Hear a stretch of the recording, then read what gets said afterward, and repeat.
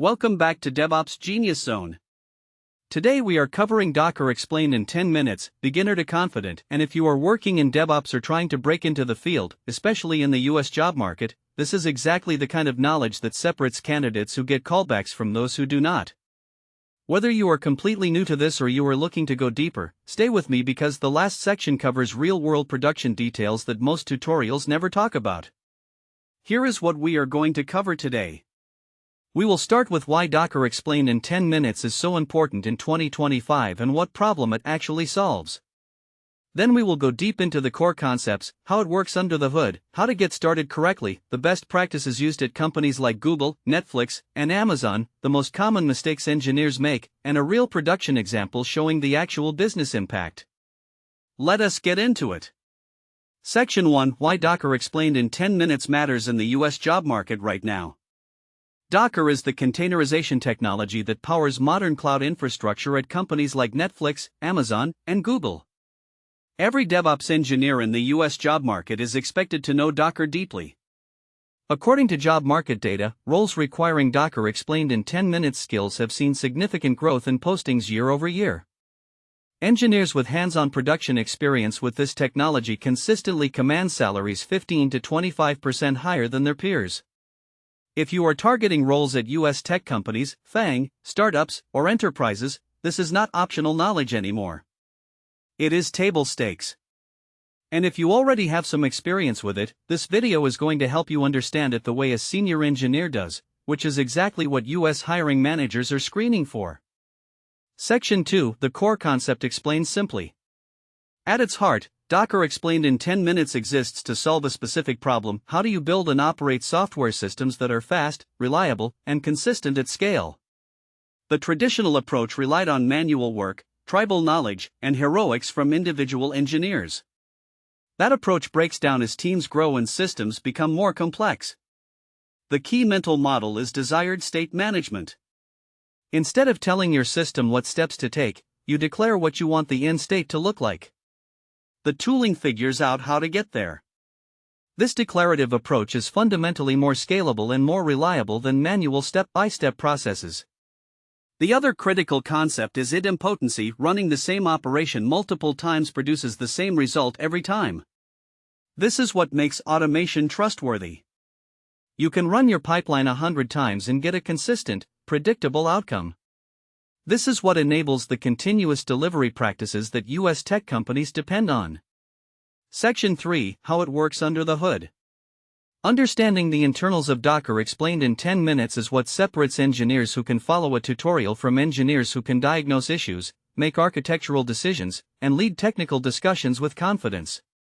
When you interact with Docker explained in 10 minutes, there is a control layer that receives your instructions, validates them, computes the difference between the current state and your desired state, and then executes the operations needed to close that gap. This reconciliation loop runs continuously. If the system drifts from the desired state due to a failure, a manual change, or an unexpected event, it automatically corrects itself. The data flow is: you define the desired state, the controller reads the current state, calculates the delta, applies the necessary changes, and reports back. This feedback loop is what makes the system self-healing and observable. When something goes wrong in production, this mental model tells you exactly where to look to diagnose the issue quickly. Section 4: Getting started the right way. The most common mistake engineers make when learning Docker explained in 10 minutes is jumping straight into configuration without understanding prerequisites and requirements. Here is the correct sequence that senior engineers follow. First, understand the problem before touching any tooling. What exactly are you trying to solve? What does success look like? What are your constraints around security, cost, and performance? 5 minutes of requirements thinking prevents 5 hours of rework. Second, start with the simplest working setup. Get something running end to end before adding any complexity. Every layer of complexity you add before having a working baseline makes debugging dramatically harder. Third, version control every single thing from day one. Every configuration file, script, and infrastructure definition goes into Git with meaningful commit messages. This creates history, enables code review, and makes rollbacks trivial. Fourth, build observability in from the start. Metrics, logs, and health checks should be implemented before features, not after. You cannot operate what you cannot observe. Fifth, always test in a lower environment before production. A staging environment that mirrors production is not a luxury, it is basic engineering discipline. A 5-minute test prevents a 5-hour production incident. Section 5, Best Practices from Engineers at Top U.S. Companies. These are the practices used at companies like Google, Netflix, Stripe, and Airbnb that most tutorials and courses never cover. Principle of least privilege everywhere. Grant the minimum permissions required for any task. Never use admin credentials for routine work. This dramatically limits blast radius when something inevitably goes wrong. Small frequent changes over large infrequent ones. Small changes are easier to test, easier to review, easier to roll back, and cause smaller incidents when they fail. This is the foundation of continuous delivery culture. Automate ruthlessly but intentionally. If you do something manually more than twice, write a script. If you run that script manually more than twice, put it in your pipeline. But always understand what the automation is doing before you trust it with production. Document the why, not just the what. Your configuration files show what you are doing. Your documentation and runbooks need to explain why you made specific choices. That context becomes invisible to anyone reading the code in 6 months.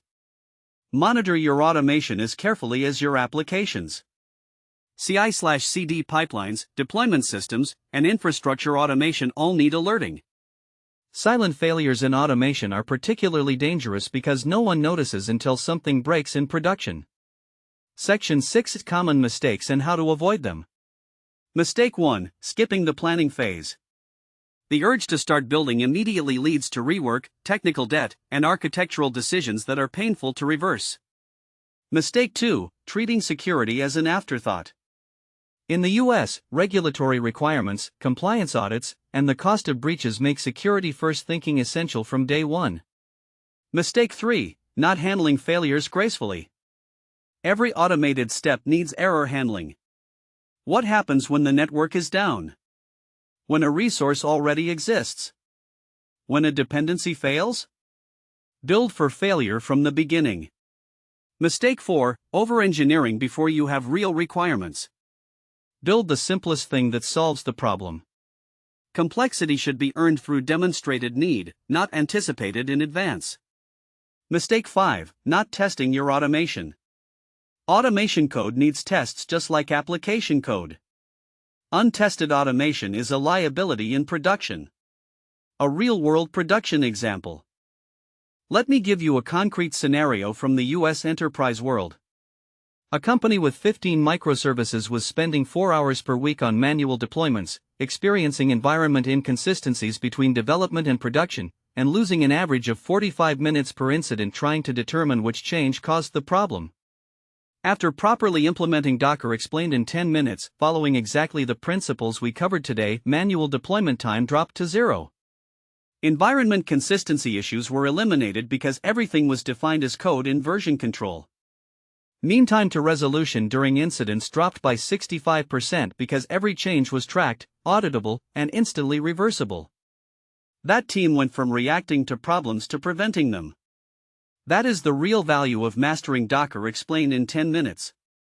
Not just the technical implementation, but the career and business outcome, faster delivery, fewer incidents, smaller on-call burden, and engineers spending their time on work that matters. To summarize, Docker explained in 10 minutes is critical in the 2025 US DevOps job market. The foundational concepts are desired state management, the reconciliation loop, and idempotency. Start right by understanding requirements before touching configuration, and version control everything. Follow the best practices around least privilege, small changes, automation, and documentation. Avoid the common mistakes of skipping planning, ignoring security, and not handling failures. If this video helped you, please smash the like button. It helps DevOps Genius Zone reach more engineers in the US who are working to level up their skills and their careers. Subscribe so you do not miss a single video. We publish brand new in-depth DevOps content every day. Drop your questions in the comments. I personally read and respond to all of them. See you tomorrow.